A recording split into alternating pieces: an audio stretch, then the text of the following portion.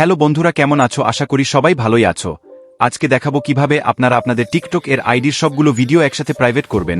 কিভাবে করবেন দেখিয়ে দিচ্ছি, কিন্তু এর আগে ভিডিওতে একটি লাইক করে দিন। এর জন্য সর্বপ্রথম আপনাদের টিকটক এ চলে যেতে হবে।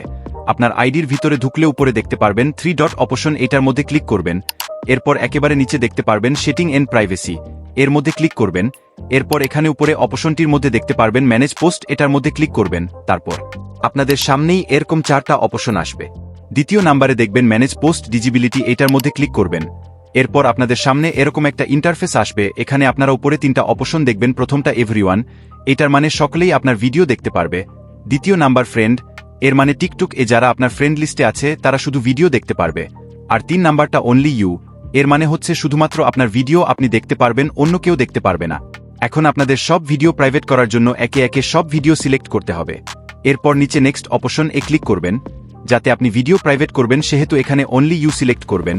এরপর নিচে আপডেট এর মধ্যে ক্লিক করবেন। কয়েক সেকেন্ডের এর মধ্যে আপনার সিলেক্ট করা সবগুলো ভিডিও প্রাইভেট হয়ে যাবে। ভিডিওটা একটু উপকারে আসলে সুন্দর একটা কমেন্ট করে দিয়ে যাবেন।